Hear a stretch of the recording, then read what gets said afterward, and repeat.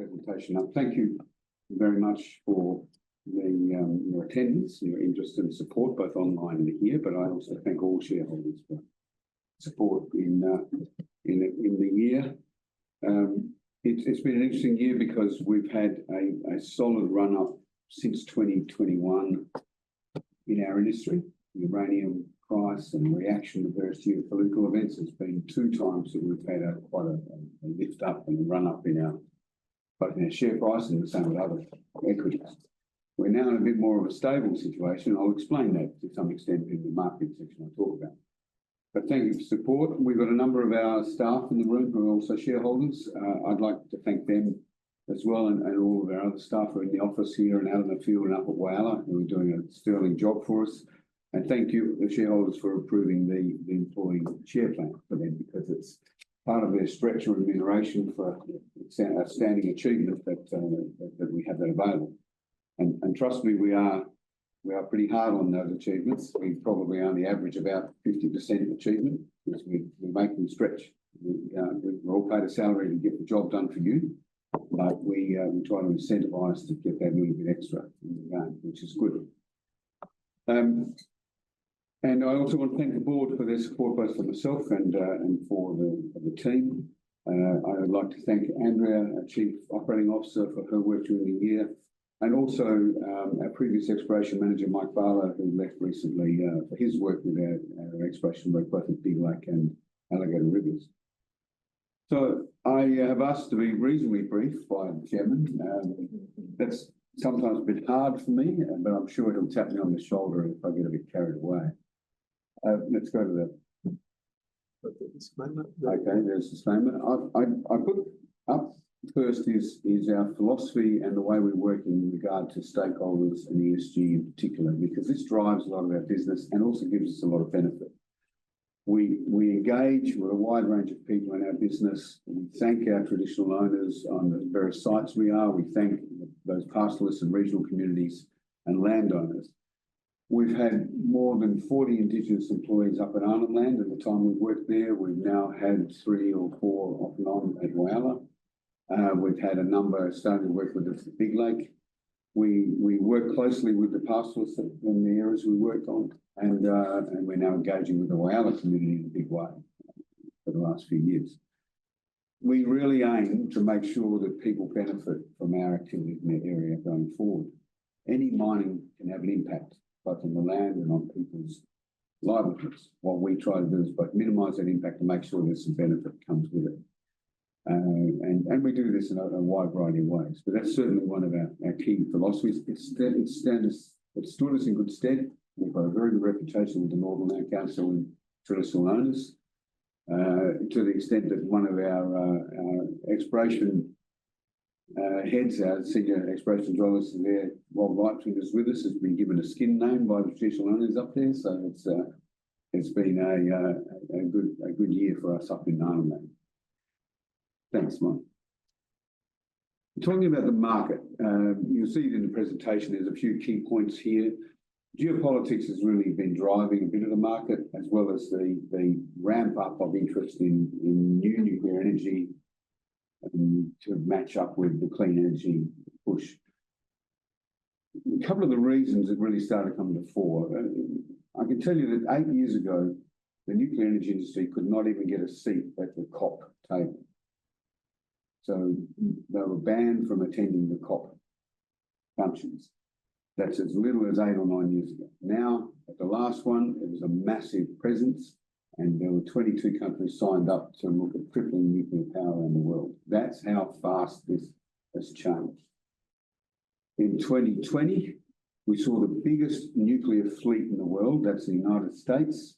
For the very first time, the Democratic government there fully supported nuclear, as well as the Republican administration. So there was full bipartisan support for the first time ever for the biggest nuclear fleet in the world. That's what started the ramp up of equities and share prices in 2020. And the uranium price actually followed a little bit later. So as things change, the industry changes. You're now seeing Both the Russian ban of delivery of uranium, which was announced last week, matching the US ban on ramping down deliveries of uranium from Russia into the United States. Russia used to supply 40% of Europe's nuclear fuel needs and 30% of the States. Now, myself and Andrea and our marketing agent in the States, Kevin Smith, has been meeting with nuclear utilities in in Europe and in the United States. The European ones in particular, some of them are starting to do contracts they haven't done for 30 years. They've had guaranteed supply from Russia or France, and now they're having to come out and say, well, who supplies uranium? We haven't done a uranium contract for 30 years. Where is this coming from? So there's a massive learning or relearning going on in the industry. So we can take advantage of that. Those mines that have been in production have all strengthened. They'll be looking at staying in production longer, expanding their resource base. Those mines that were in production at some stage are now re-ramping up or restarting. As with any commissioning of any mine, there are ups and downs. You will see that certain companies announce that they didn't want me to target, but during commissioning, you always get that, no matter whether it's copper, iron ore, uranium, anything. So ultimately, those mines will take off. And new companies like ours are now on the drawing board. Some have approval already. We don't have approval for a full project yet, but certainly there is room for us in the market. The nuclear utilities are now coming out in a bigger and stronger manner for long-term contracts. The long-term contract price is around $81 a pound. The spot price is somewhere between 74 to 76 at the moment. Now, I have to tell you, that's 70 to 80% of the time, that is the normal way prices are. Long-term is higher, spot is like a clearing market, where any excess production that's cleared into the market over 12 months. Utilities will pay a premium for security of supply under a long-term contract. So the spot price run up, usually a short-term basis, which really looks at the market, the short-term supply and how that fits into the business. But in the long-term game, that's what's still so strong. $81 a pound is a very strong price and it's still improving. I'll leave it there. I'm happy to have a talk to any shareholders present at the end of the day and answering questions for anything further. But we try to make sure we put good information out in our quarterly report and updates. But at any time, shareholders have questions, please come through our info line and we're happy to talk about the market any time. There's some highlights and achievements listed up here for the year gone past. We firmed up our resource. And now the important thing about this resource in December last year is it became a genuine in-situ recovery resource with Andrea and her team really focused on making sure all of these pounds are amenable to in-situ recovery. And so that was an important thing to do. We lifted the quality of it, so it's a high proportion of indicated, which means we can run a good solid production schedule on it. We lifted our planned production in the scoping study. We made an investment into EnviroCopper. Now, this is an interesting one for us. We're a big believer in in-situ recovery in the technique. It's a very low impact, environmentally friendly method. It's well understood in South Australia. There's a lot of expertise in it, both in our teams and other companies. And there is a lot of oxide copper in South Australia, massive amounts of oxide copper within the top 200 to 300 metres in South Australia.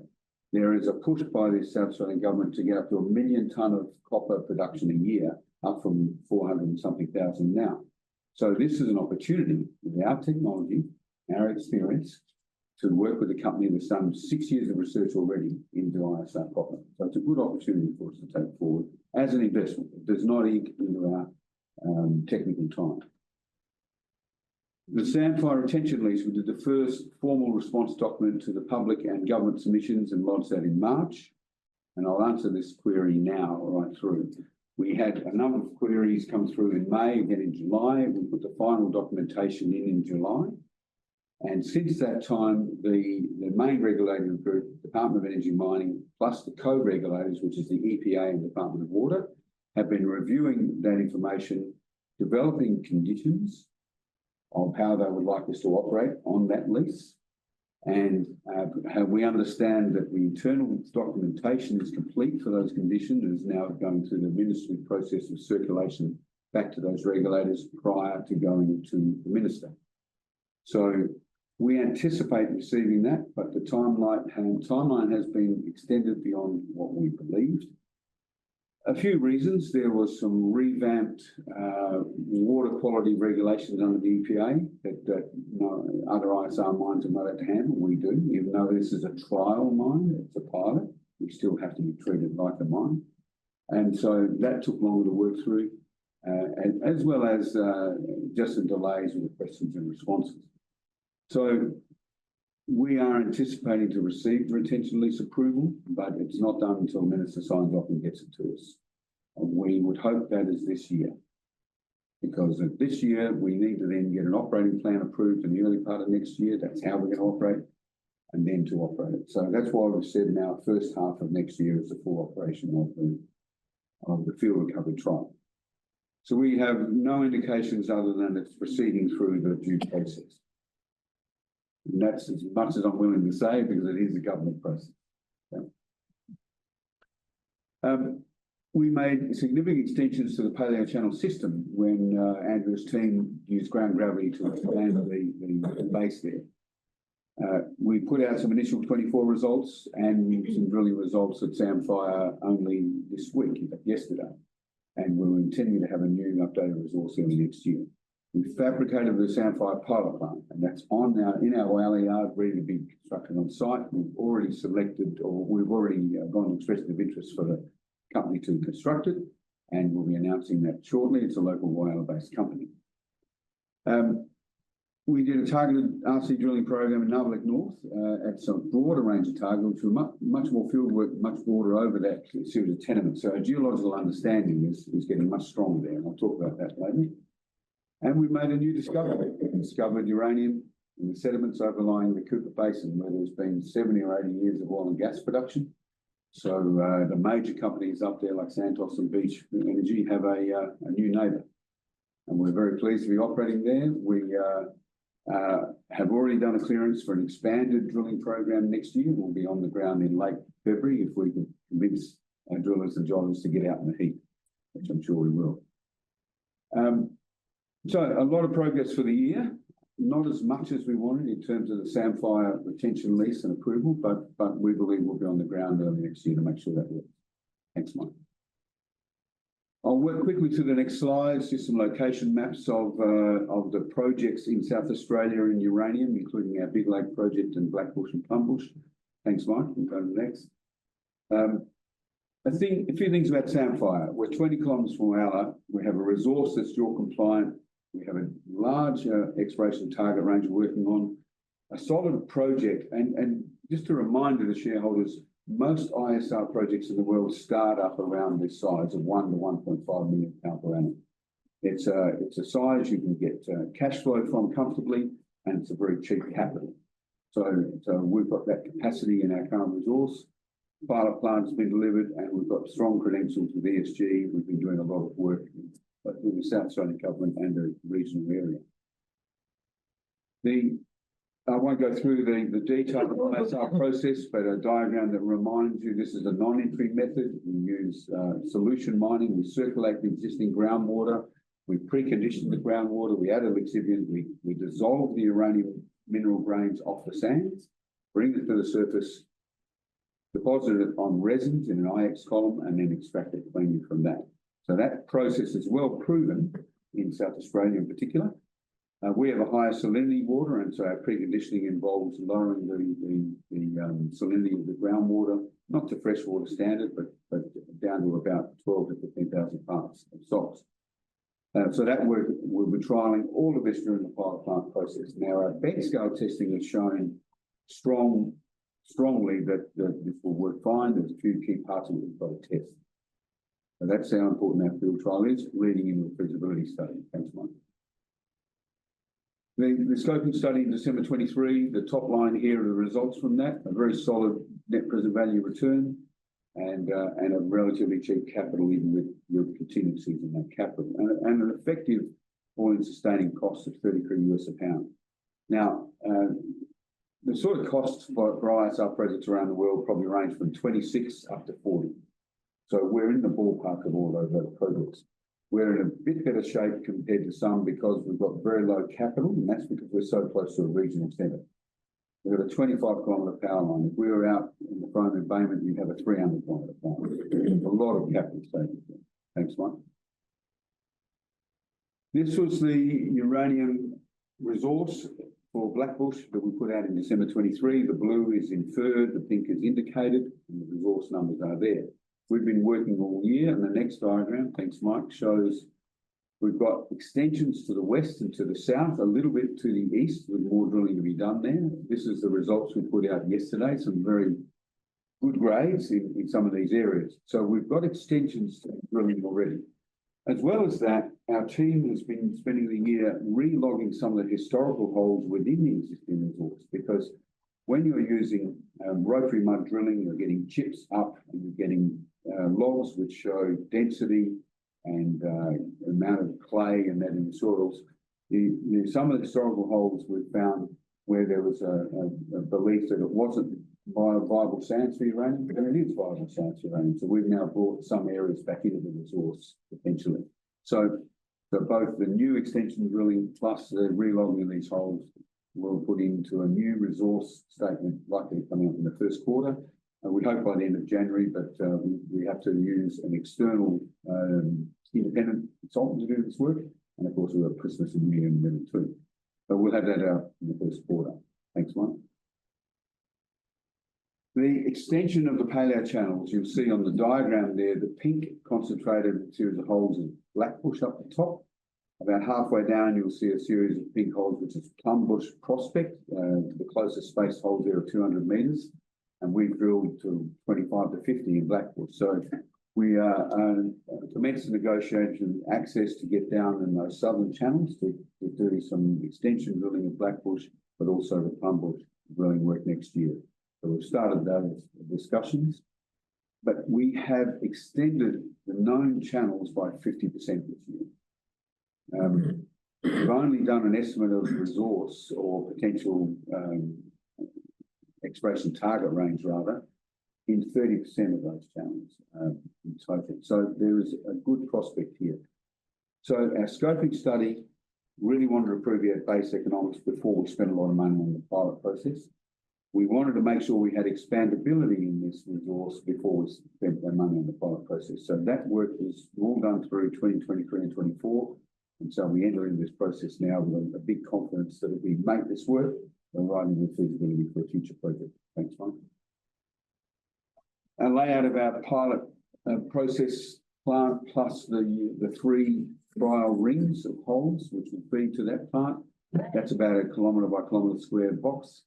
And we've already got this fenced off, and we have the pilot plant on site in our Whaler yard, but no activity on site yet until we get the lease approval and the operating plan approval.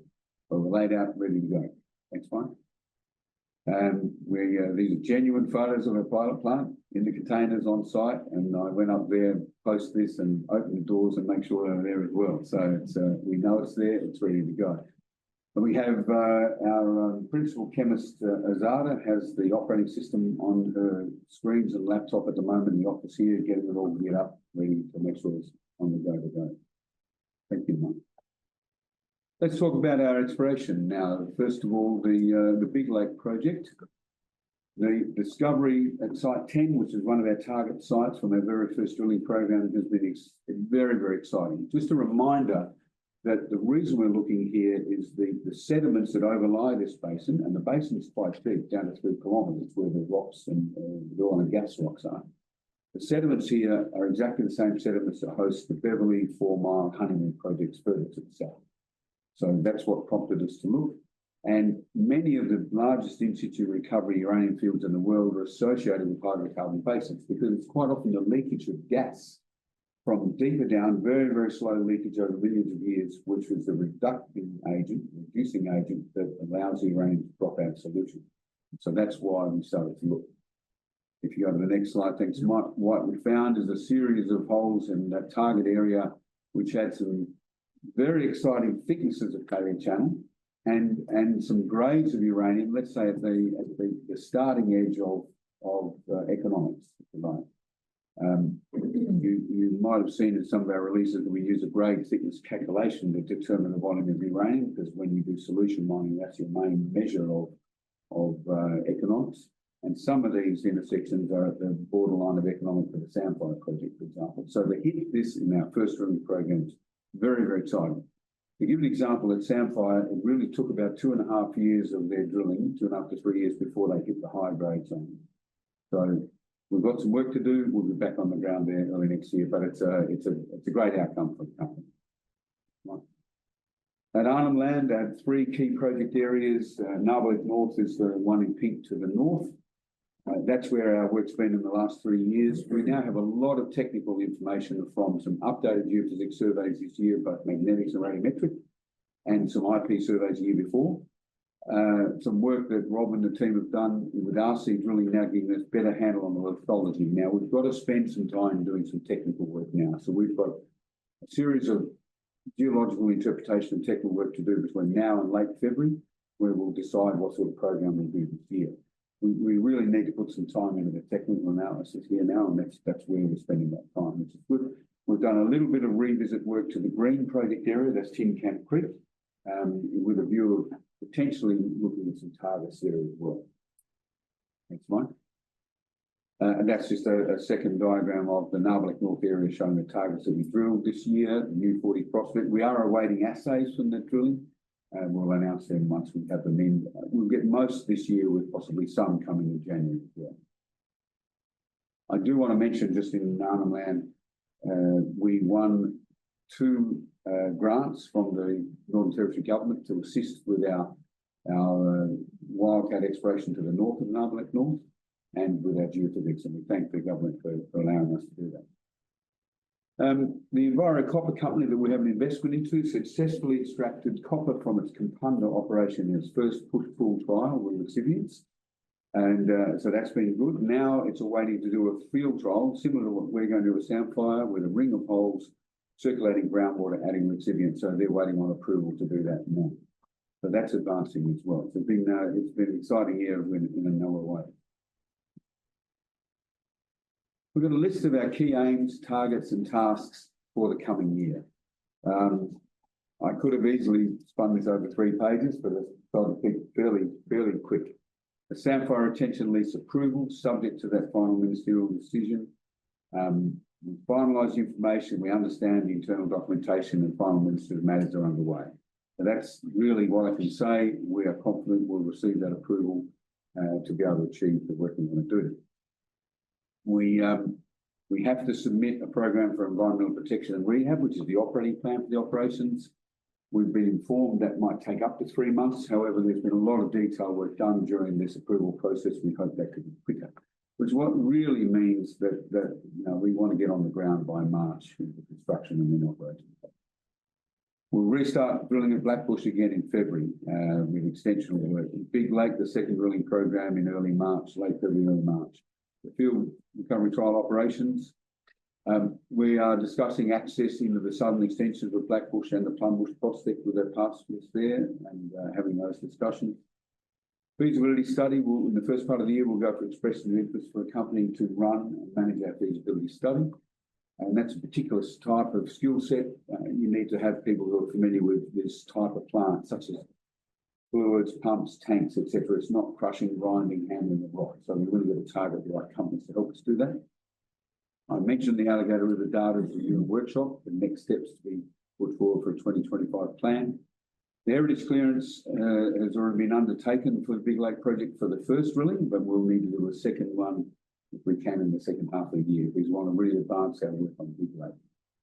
And in the second half of the year, in line with the feasibility study, we've already started some of this, but we'll be finalising document development and finalisation of a mining lease application for full operating project.